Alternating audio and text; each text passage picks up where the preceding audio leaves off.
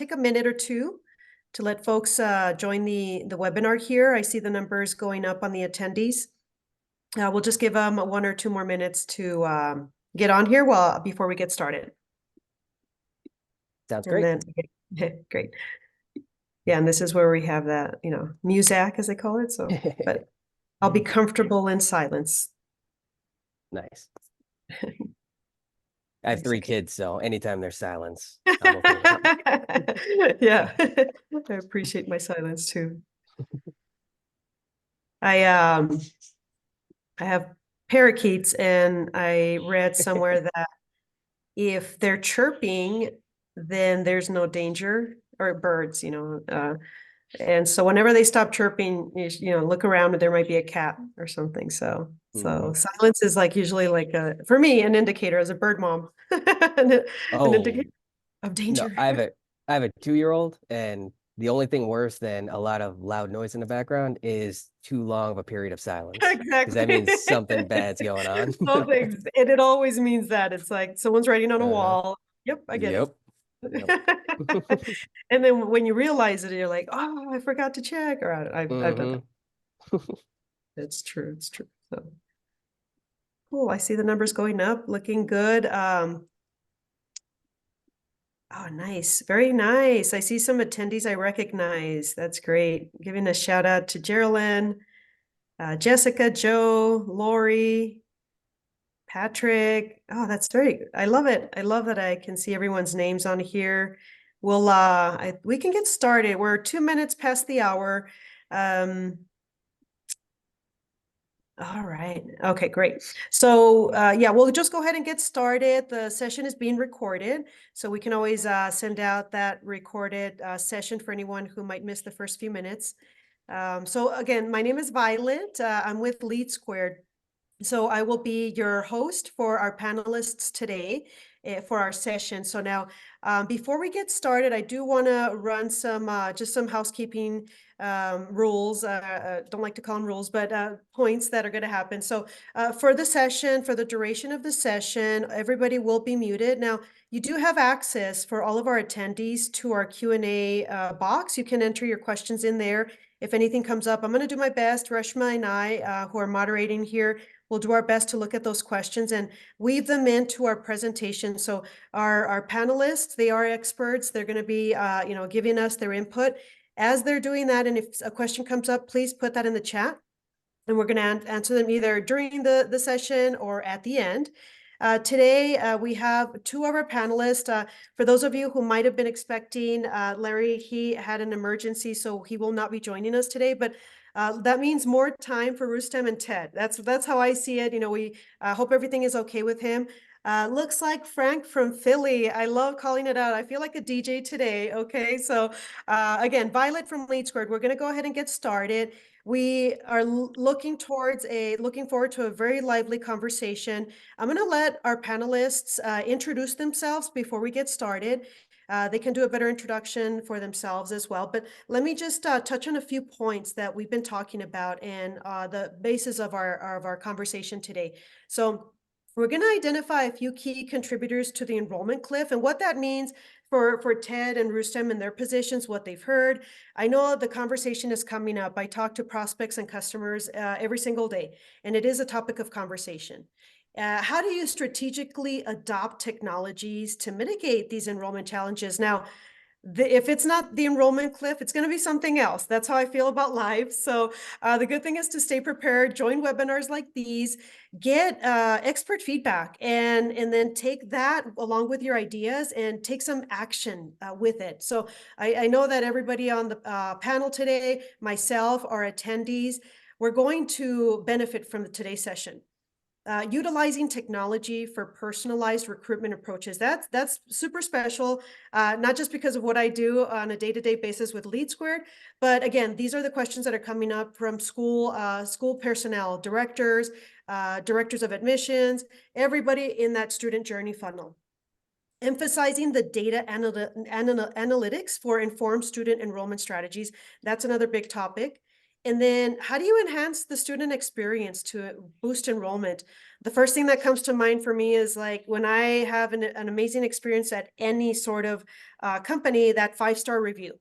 And how do you get those students to, on the alumni experience, how do you get them to not only love the institution, but also recommend and maybe even come back for more classes? So, Reshma, if I can have you put us at that next slide. Actually, I do want Ted and Rustem to introduce themselves. So we'll, yeah, go back to there. So Rustem, if I can have you take it away, brief intro, but yeah, give us your highlights because I know both of you have an impressive resume and experience in this industry. So please embellish everything there is about to say about you. Well, I appreciate that. Thanks so much, Theo. Appreciate the opportunity to be on this webinar. My name is Rustam Irani. I'm president and principal consultant of RGI Marketing and Consulting. So my background actually is a little unique in that I'm a recovering engineer turned marketer. So actually my background's in civil engineering, and but I've had the privilege of being in the higher ed sector for a little over 15 years now, primarily on the marketing side. And we work with schools and institutions on helping them, build and create marketing strategies to be long-term impacts in their communities and for their students. So. I love recovering engineer. We can do a session on that as well. So please, Yeah. Ted, let the audience know your experience, where you are. They'd love to know, who's speaking to them today. Absolutely.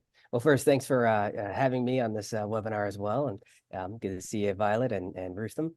I'm the Vice President of Agency Services for MBT Marketing. So those of you that know Mitch Tallenfeld or Alex Guarino, that's our group. But we do digital marketing. We utilize our technology stack to help grow student populations with different institutions. And before I was with MDT, and I've been with MDT for 14 years.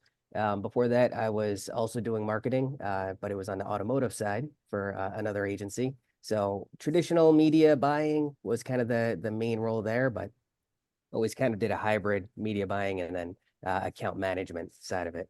But yeah, 14 years with MDT, and right now I work very closely with clients, understanding their challenges and figure out how we can develop campaigns and strategies to help them grow.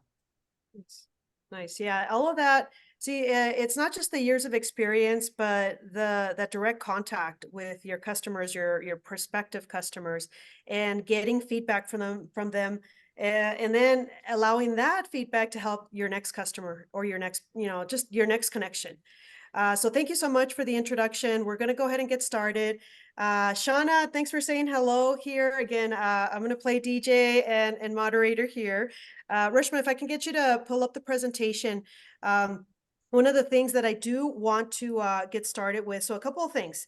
Again, put your questions in the box here. We're going to do surveys as well. We want to get a pulse on what our attendees, where they're at. I always like to ask, like on a scale of 1 to 10 regarding this topic, do you feel equipped to be able to take that? We were talking about the enrollment cliff today. We're talking about strategic technology adoption. How do you feel? Do you feel equipped or not? And then what next step to take in order to get yourself, to that next level? So we'll start off with our survey question. Rishma, can you pull up that first survey question? So I'll go ahead and ask it. So the question is going to be, is your institution actively exploring or has successfully implemented strategic technology adoption to address enrollment challenges? And I laugh a little bit because when it comes to technology, there can be some hesitation to move from one platform to another, to upgrade, to just take even on that question, how are we doing? How are we analyzing it? So, but I do believe it's important, again, even if it's not a definitive answer on here on a scale of 1 to 10, where are you with that?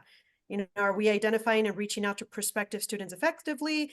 We're personalizing in communication and engagement with individual student needs.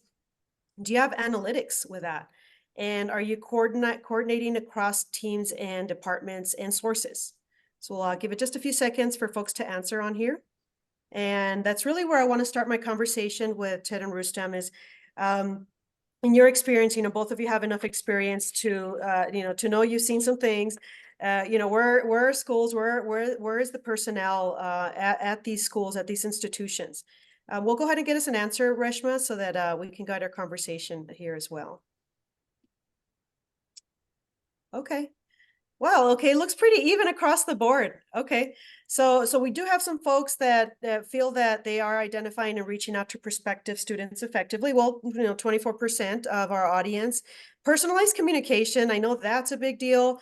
Analytics, and then coordinating and visibility across teams. So all of those are important factors. It's not a trick question. It's really to get you to ask yourself, like, yeah, you know what, I feel like this is exactly where we are with regards to communication. So, Ted, I'll start off with you, but yeah, just regarding and really take the question based on your experience, whether it's heavily regarding the enrollment cliff or not.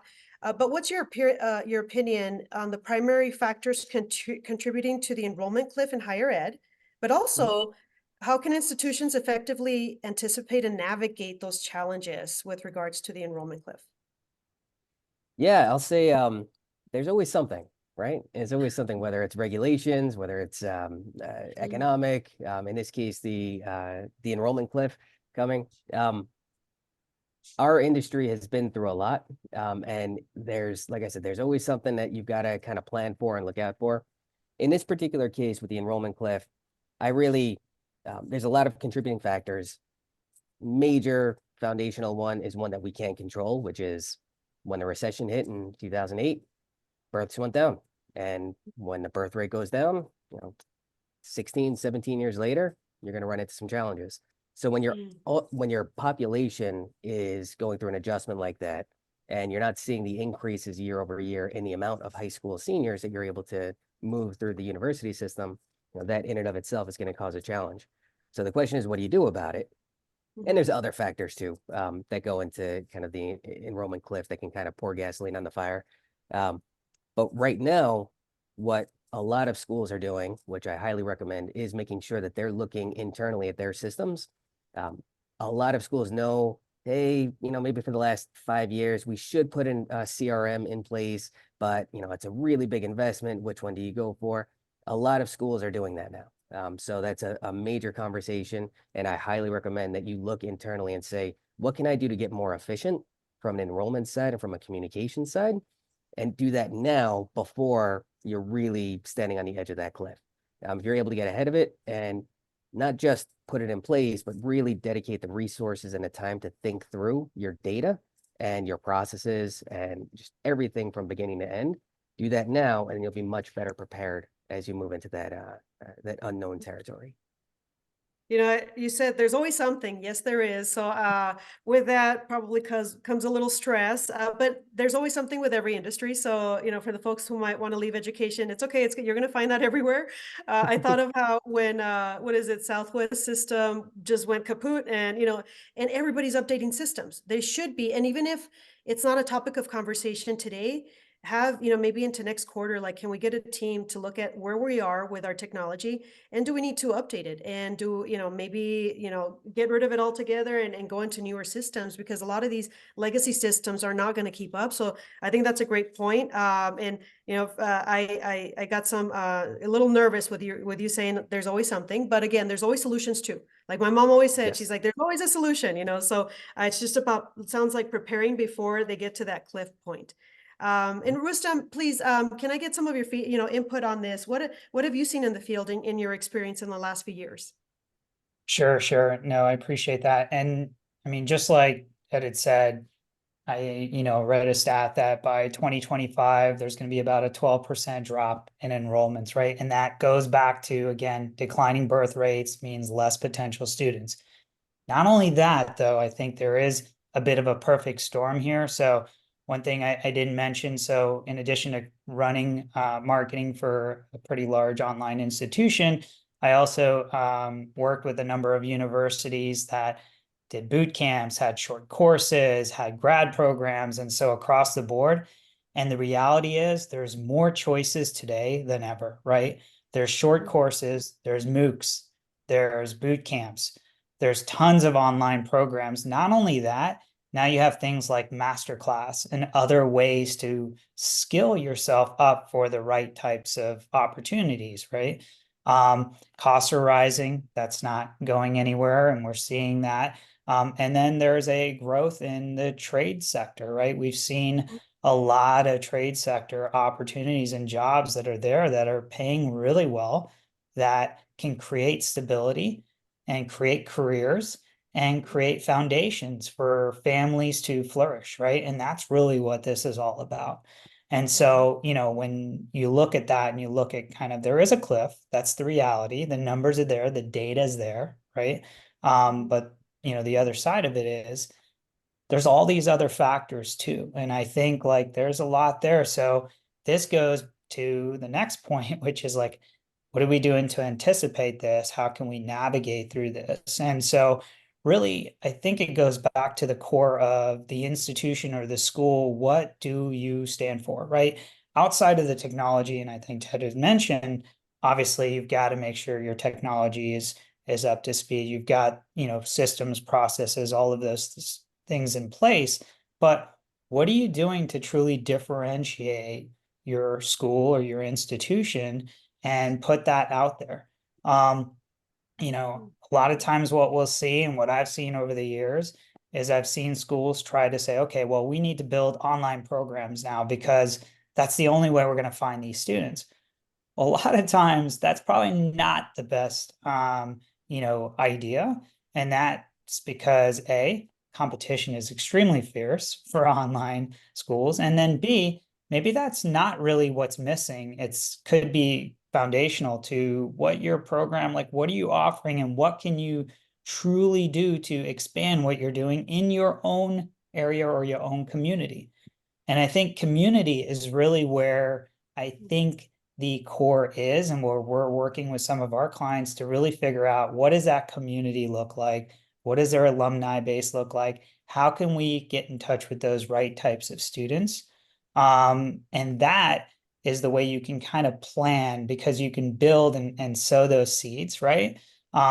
Within your community for longevity outside of currently what you're doing. There's lots of platforms that you can do that with, like ZME is a platform that's out there. There's a lot of others, but I think that's really one of the cores is when you can build that community, you're kind of planting those seeds for long term, because it's definitely a bit of a challenging environment, and it will be for the next few years. You know, you mentioned all great points. The competition is fierce everywhere, right? So, but we're talking about education here. When you said that, and I see Jen Lyle said, "Yay for trades," I thought of my hair girl got licensed and yeah, or you know, did her certification in eyebrows and eyelashes. Now she can do more. She can earn more. But she went back to the beauty school she attended, and again, upskilled. So, so we know students are still going for courses, whether again, the trades, you know, you mentioned masterclass, you know, looking for an MBA, where do I go? So we are still looking for education. And I believe that that foundation is there for us to get better and know that we have to take some sort of, you know, some sort of class to move into the next era. You know, and you're saying, so the competition's there, but also what does the institution stand for? I love that, because it does get them to maybe look back instead of rush to the next thing, which is like, let's do online, or you know, what else can save us? Absolutely. So it's probably Well, the same reason that got them started, right? You know, whatever they stand for, and maybe just going back to the root. 100%. Absolutely. Go back to that day you opened the doors. Like, what was that like and why, right? I think that's a yeah, powerful question to kind of to ask. and a good part I about think, it too, go ahead, as Ed. you kind of think through that and what you stand for, is also retention.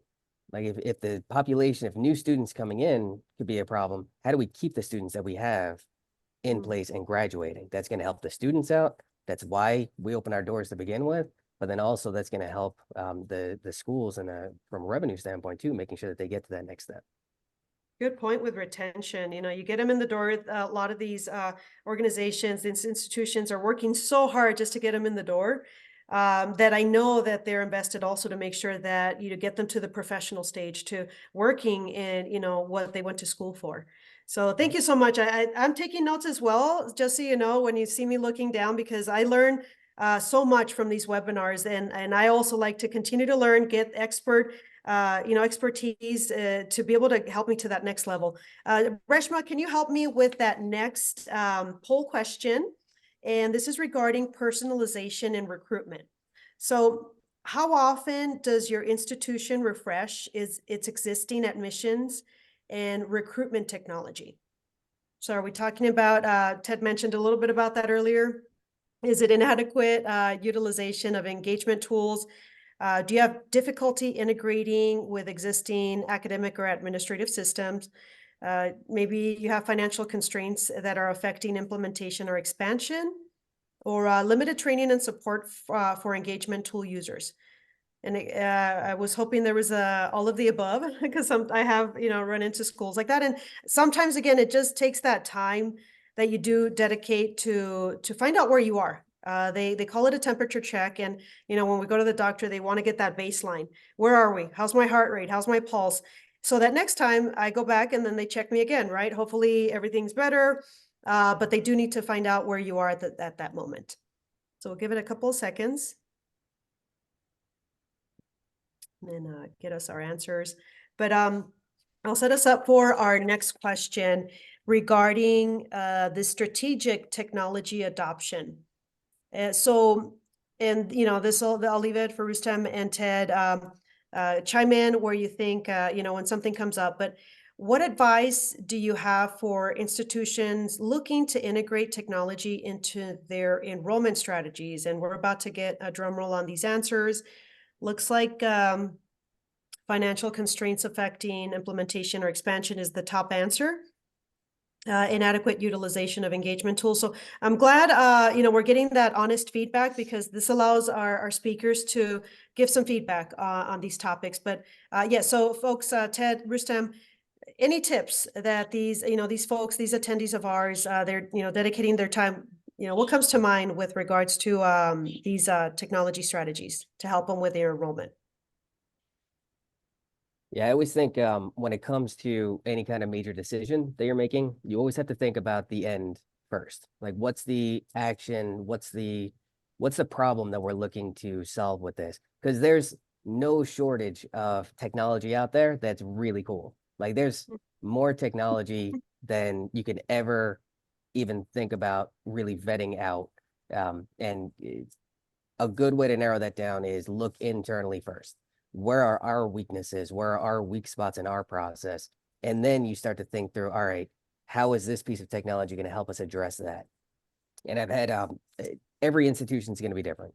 Some are, small institutions are going to have different areas of need and different resources available to really implement new piece of technology. Larger institutions, it's going to be a totally different animal. So right. If you start by kind of looking internally, evaluate your process, identify the problems, and then look to solve them. That's just a general framework that works universally, in my experience. And I'll give you an example. There was a school that we were talking to that went to a conference, and they were really, really excited about lead scoring. Like, oh, this great lead scoring tool. We've got to do this. And then it's like, okay, listen, I love lead scoring. That makes sense in the right application, but how are you going to change your admissions process based off of the scores that you get? Like, oh, well, it'd be great for the admissions reps to have the data. Like, okay, are they going to have enough time to go through that and to really personalize how they do? Like, well, we can look at hiring more. So it wasn't as well thought out as it needed to be. And so when you have the conversations about, all right, is this, if you've got too many inquiries coming in, if you've got quality issues, if you're not effectively able to manage them, or if you're looking to implement a call center and grow and have a process where you can utilize something like lead scoring, there's more options now than ever. And with AI being able to help kind of cut through some of the different ways and move things forward, fantastic. But really, without that first part of planning, the execution part's going to be scattershot at best. You bring up, and we don't know, let's see, we don't have AI on the on the topic. So, but yeah, you mentioned, so there's a lot of, you go to a conference and there's so many vendors, technology vendors, right? Like, where do you start? Love that you first have to look internally and plan for it. So that makes sense. You know, the first thing would be to actually plan for it and continue to look at it, just like we do those annual doctor checkups. I bring it up. I also bring up that I have a robot vacuum because it has changed my life, but I still need a human. I still need human intervention. No one, you know, the house isn't going to clean itself.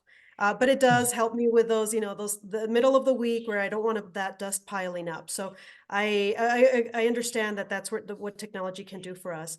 Rustam, any tips, any advice you have for institutions? Yeah, the way we look at it is basically, all boils back down to the student experience, right?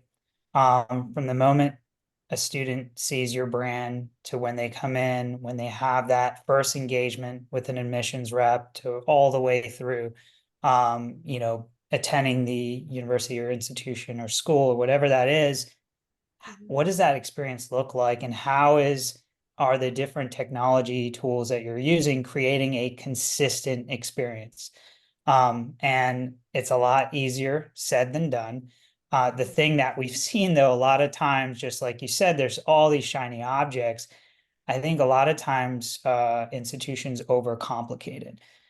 They have multiple different platforms. They're running Constant Contact. They're running a different marketing automation platform. They're running 2 or 3 CRMs. And what we try to do is just say, okay, let's simplify this, right? So I think as far as advice, first thing is don't overcomplicate it, simplify it, break it into the core section, right? You've got marketing, you've got your CRM admissions, you've got your onboarding student experience, you've got your LMS, and then you've got career services, right?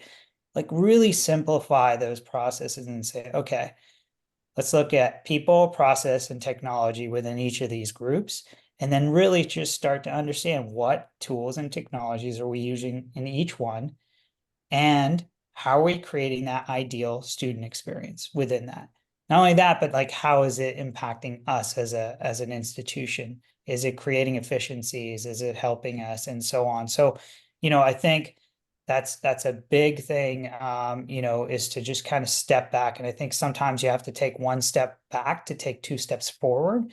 And that's really where that comes in a lot of times. Like, I'll tell you, there's just so much gold in your already current student or prospective students that have raised their hands within your CRM.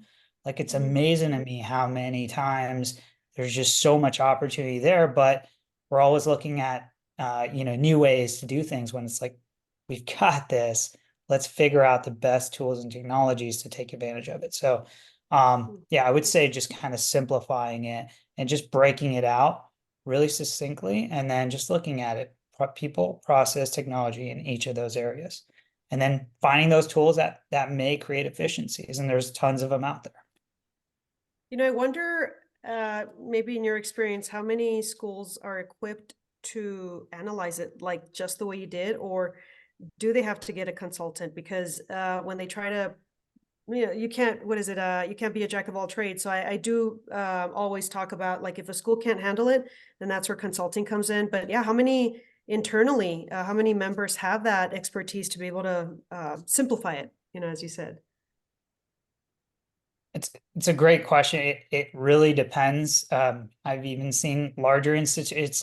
It's kind of interesting because the smaller institutions typically don't have the resources.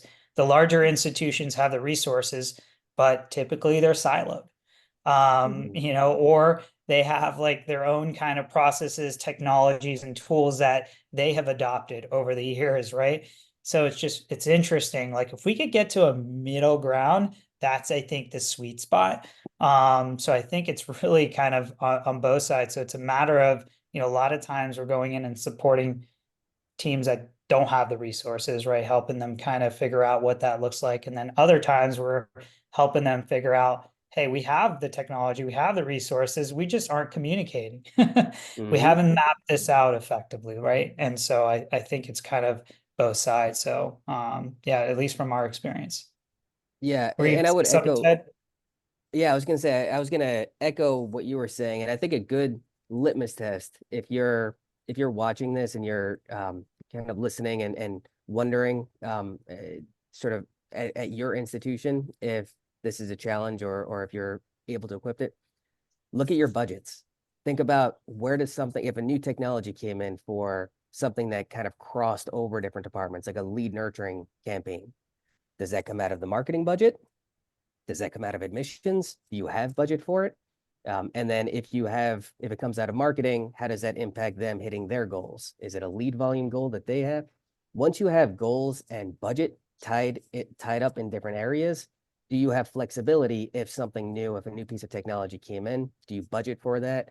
Have you even considered a process around that?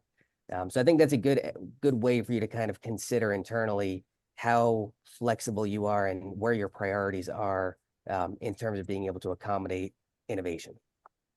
And you think of, well, what comes to mind is, so we know, let's say a school knows that they have chosen new technology, and most people's plates are already full. So someone's going to be assigned to that task of getting it implemented, right?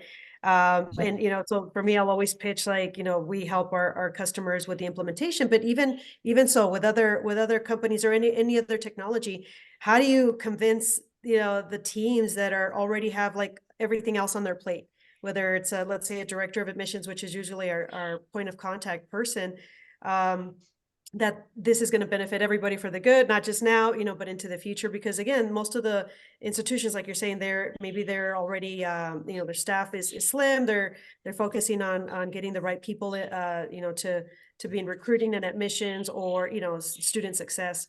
So anyway, all these questions come to mind when I hear you both speak, is like, how do you solve for it? But where do you start? And the word that keeps coming back to me is planning and simplifying. And then, taking that next step, right? Because it can be overwhelming when you think of the branches that go out with just even this conversation. Well, Go ahead, Tim. And I'll say that the poll question that we just went through, the number one answer was difficulty around the financial resources in implementation. So I 100% can sympathize with that and being able to think through like, all right, this all sounds well and good, but what's it going to cost in terms of resources to get it done? And you kind of have to think of it, what's it going to cost you if you don't do it? And it might not be very much, but in certain cases, it's probably going to be pretty significant over time. And again, right now, if you look kind of year over year where your trajectories are, knowing that the enrollment cliff is coming up and some of the challenges, over the next few years, is it going to get easier to implement these things down the line, or is it better to bite the bullet now and really put that in motion? So that's going to be up to everybody to figure out. That hit a chord with me. What's it going to cost if you don't do it like now? That goes for a lot of stuff, right? So putting stuff farther out usually is not a good idea, at least in my personal life. So even cleaning, again, the robot vacuum will only do so much. So I'm going to get to our third poll question. And also just, I'm going to throw it in there. Who is asking? Let's see. Is it Hushang is asking, what is the role of the AI role in recruitment? Do we have an example? So as Reshma throws up that question, I'll just say that I'm familiar with having, like, for example, automation right now helps you with, if student opens this email, this particular email, clicks on this link, this is the follow-up email, that's automation that's already been configured within a platform, within a CRM.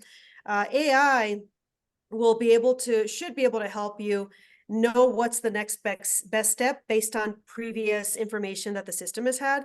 And again, I'll leave it to Rustam and Ted to see if they want to chime in and if they've heard anything to Hushang's question as I get this poll question answered as well. Yeah, I mean, on my end, I'll say like there's so many tools out there. And I think the challenge there is, and I've seen them firsthand where I've adopted tools that no longer exist. But when you think about the experience, what do students want, right? They're looking for information, they're looking to learn about your school, and how can you do that efficiently and also effectively, right?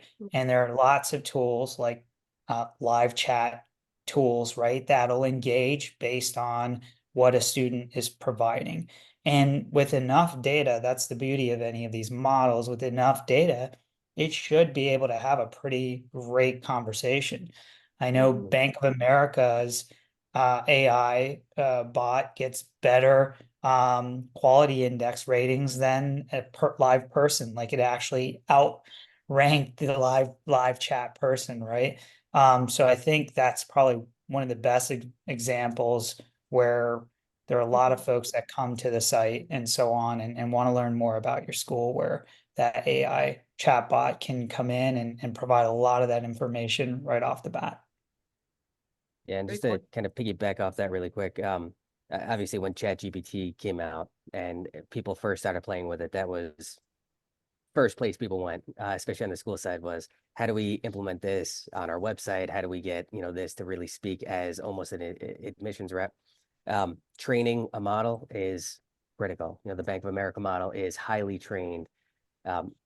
I wouldn't put a ChatGPT chatbot on a school website today unless you have the resources to train all the kinks out of it, which again might change tomorrow if an updated version comes out of the bottom line platform. So it's very difficult to implement a front end system like that. There are ways to get around, no matter how safeguarded you think you are. There are ways to get it to say things, typically. But we utilize at MDT, we utilize ChatGPT and other AI tools for everything from analyzing our marketing messaging, email outreach messages, to updating data in there and having it analyzing and look for blind spots for us. Even bid strategies, there's AI tools within Google PPC and other platforms.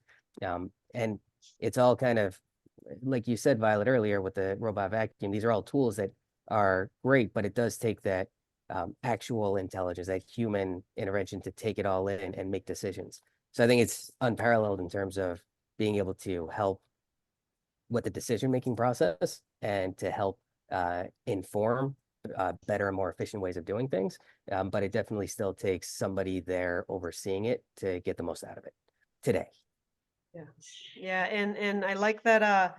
Rustam said, I have tools that maybe no longer exist. So there's always updates. At the end of the day, AI is running off of the data that humans have given it, over however long. I mean, at the basic level. So having those tools to help us is great. But at the end of the day, again, when we are connecting with those students one-on-one, they know, the institution, then they're looking, we're still human, that's what I'm trying to say. And that's still going to be very valuable into the future. Our poll question went away, but it was pretty much across the board, even where folks have already implemented the technology they need for the recruitment process. They're in the process of implementing, and the other was they're either looking or not looking. So that's the normal answer. I'm glad that we're having the conversation, because it is an important thing to address, and put it on your calendar to be able to continue those conversations internally. I'm going to move to our third question in regards to personalization in recruitment. So how can technology be leveraged to personalize recruitment efforts for different student demographics? And that's really important. Rustam, you already touched on that point with universities. What is their why did they even start? But again, being able to personalize that communication. Can you give us some tips on here, Ted and Rustam, with regards to those different demographics? Yeah, I mean, I could jump in, Ted. Again, it all goes back to understanding the students that are currently students or graduates of your institution, right? What do those students look like? Who are they? Why did they attend the institution or the school? And then what types of careers are they in today? Once you understand that, then you can basically utilize that information to create ideal experiences on a landing page, on your website, in your marketing automation communication, in those emails. You can also, basically take a lot of the data that's coming through, whether it's from a lead form or whatever, and create dynamic experiences. So if somebody was searching for, AC, uh, AC school in Fort Lauderdale, and you had basically a landing page that spoke to AC school in Fort Lauderdale, and you had dynamic keyword insertion where you took what they were searching for and had that experience on the site. How powerful is that, right? So there's so many ways to kind of utilize that experience and create that type of engagement and personalized kind of recruitment. Yeah, and I think data hygiene, practice good data hygiene. It's got to be consistent. Whoever's entering inbound phone calls into the CRM, they've got to be on the same page as everybody that set up the automated flows on the back end for your website, lead forms to go into your CRM as well. Everybody's got to be consistent in how do you handle duplicates. If somebody filled out a form and then 31 days later, if they came in through a different channel, how do you do that? And then if you can do student surveys for your students, exactly to Rustam's point, if you can have effective surveys and if you can give it to them while they're in school, ideally to get a higher completion rate. If you're able to do that, then you can tie in those front end attributes to the back end of being able to understand, are you working? Is childcare an issue for you? What's the messaging that really resonated with you? What was the decision that the deciding factor in you coming to our institution versus another? If you understand those things and you can tie that back to the data, then all of a sudden you can adjust your messaging based on where people are and probably more importantly, where they are in the process. If they're in social media and it's kind of early in the funnel versus if they're on the website or if they came in as a referral, you can adjust your language and your communication strategy. But if you don't have good data coming in, then you're not really going to be able to be as effective with any of it. Yeah. That's a great segue. Yeah, go ahead, Ted. Yeah, I was just going to give a great example as well as we basically, there was once when we had found a great zip code which had the ideal student. We could tell because they were raising their hand. They were doing all the things all the way to when they would enroll with us. And then we had a big fall off on why they wouldn't start school with us. And we said, what's going on? Because this is ideal demographic. The data was there, everything.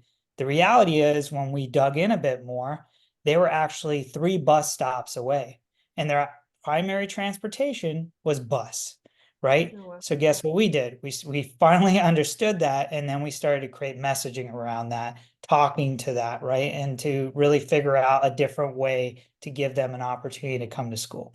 So that's probably a perfect example of how like that data can be utilized in such an effective way to really understand what's really going on, right? Wow, that's a great story. You wouldn't think. You could assume a whole, slew of reasons why, they stopped interacting, but yeah, you don't think about that until you ask. That's a good point about the surveys. And it draws us into our next question, which is how can institutions effectively use data analytics to make informed enrollment strategies? So I'll let you take it away because Ted, you already touched on it a little bit. Yeah. Well, kind of to go off the same point that I was just making, good data hygiene is going to be the basis for all of this, but effective goal setting against that as well, being able to make sure that you've got goals that align with department goals that align with your institution goals is going to be really, really critical with that. And if you don't trust the data as it comes in, then you're not really going to be able to make effective decisions. We did have also when you're identifying weakness, being able to trust the information that's coming in and collect actionable information and build reports that way is going to be helpful.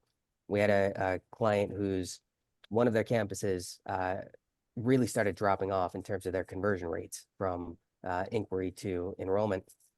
And as we were able to dig in, it was kind of across the board, but it was, a little bit sporadic.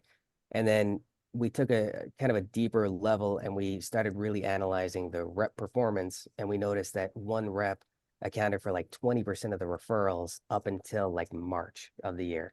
And we're in June and their referrals dropped off. That rep accounted for 0. And then we found out that that rep was let go for other reasons back in March. So being able to, and that had a negative impact because referrals are such high converters that actually impacted the overall conversion rates for the campus. And so being able to kind of have that data tracked through and then identify when a disconnect happens and then what are the surrounding areas around that, by program, by source, by rep, by all the data that you have, you can identify what changes had an impact and then make decisions on it. And in this particular case, they were able to see what did that rep do in order to facilitate those referrals and actually build a whole new training platform for the institution as a whole for all campuses to try to replicate some of the best of what they brought to the table. All good Yeah. points. Go ahead, Rustem. No, go ahead. Again, I'm writing, Go for I'm it. I thinking. know we're tight. I know we're tight on time, so I want to make sure you can MC properly and get this Oh, moving. I'm being a student right now. I probably should go back to the DJ booth.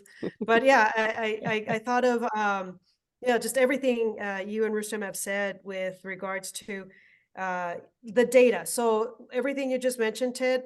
I mean, if I pictured a chart, a pie chart, or just all the data because we do it, but not everybody has access to all that information at their fingertips.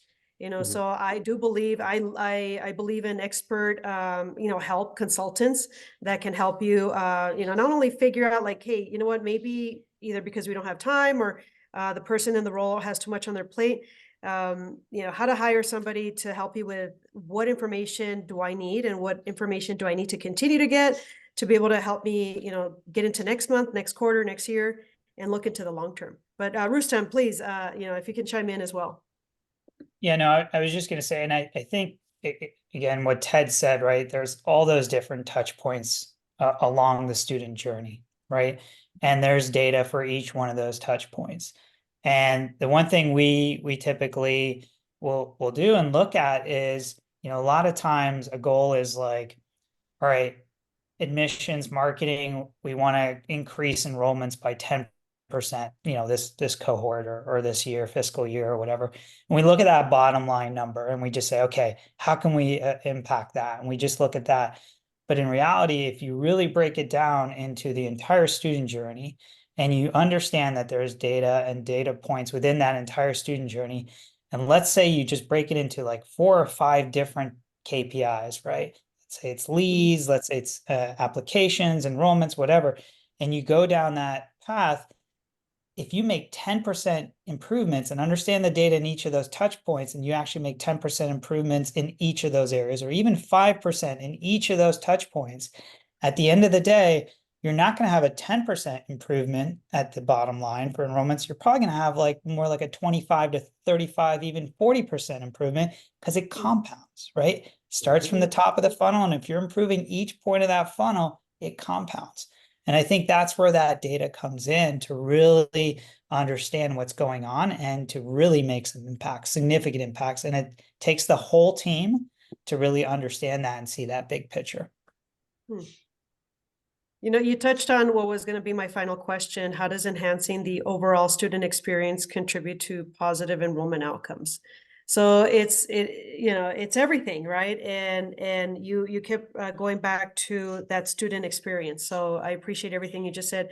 I'll let Ted have the final input on here. If you can chime in on, just even that question, the overall student experience. Please leave our attendees with a tip that they can take away and take some action on. Yeah, so we've been having lots of conversations internally about kind of the 3 R's we've been calling it, which is how to get retention rates up, referrals, and reviews. And it all comes down to student experience. I remember actually when I was pretty early in my career, I was at a conference and Jim Hutton, for those that know him, he was in a breakout session and talked about, don't worry about regulations, don't worry about any of the competition or anything like that. Just worry about your students. Worry about making your students successful. If you focus on your students, everything works out. Don't just make sure that you're being honest with them guide them along the way, and helping them reach their goals. And if enough of them reach their goals, you'll reach yours. And I think that just it perfectly embodies that sentiment of focus on the students, good things will happen. I love it. I retention, referrals, reviews, like easy to remember. And just as we're coming up on the hour, I know you mentioned planning, keeping it simple. Looking at your budget. I've got all my good notes, and if everybody messages me, I'll send you my notes. I love taking good notes, but then, like you said, taking some actions, some next step to be able to change the outlook of the school, especially if you're not exactly 100% satisfied with the state of the school, the state of your students, the state of your employees as well. And I think that does it for us. One thing I do want to say before we, get off the webinar, please, for the attendees, if you can follow MDT Marketing's LinkedIn page, as well as Rustem's RGI Marketing and Consulting page. I'm huge about connecting. Follow them on LinkedIn, on their social media channels. They always have good information to provide, always have good insights. They give their time for webinars like this to be able to spread the wealth and spread the knowledge. So I see a lot of value in that. When you follow them on LinkedIn, I know they put posts on there. Just stay in the know, stay in the loop. I believe it. Connections and information and people who've lived it and experienced it can take us to the next level. And this is what this was about today. So I don't see any other questions on our Q&A here. Any final words of wisdom that Ted and Rustem you'd like to share with our attendees? I think right now, for me, in terms of this topic, focus on your goals, be insightful in terms of what information you need in order to take you to the next step, and then stay focused. Don't get distracted by the bells and whistles. Know what you need to get done to improve your institution every step of the way, and do it. Nice. Love it. Yeah. And I would say just, I think really at the core right now is being open-minded to understanding that what got you here might not get you there, right? And to kind of take a step back and see what's working, what's not working. What does that student experience look like? Maybe you need to go back to when the institution or the school was founded and really understand the why behind that again. I think it's a good time to reset that.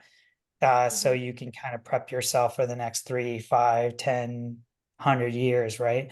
And really understand what impacts you're looking to make in the community and in people's lives. And that's why we all do what we do, right? It's really impactful. And to kind of step back and just be open-minded to kind of relooking at some of that. I love that. I love leaving our footprint, right? Like what are people going to say after we're gone, and the type of impact we've made on the community. I love both of those, and focusing on your goals, which is again gonna impact more than just our lives and our careers, right? So again, I can't thank you enough, Ted and Rustem. It's been a pleasure. I know our attendees are going to love it. They're already asking for the recording and where to find you on LinkedIn. So that's great. MDT Marketing. We'll follow up via email with that recording, as well as the links for RGI Marketing and Consulting, as well as MDT Marketing's page. They're on there. But thank you so much again. We appreciate it. We thank you for giving your knowledge freely and for your time today. We wish you all a good rest of the day and a good weekend, even though it's not Friday yet, but Thursday's the new Friday, all okay? There you go. Thank you very much. Thanks, Thank Violet. you. Thanks, Rustem. Yeah, thanks, Rustem. Thanks for the Thanks, opportunity. Rustem. Thank you. You got it. Thanks, guys.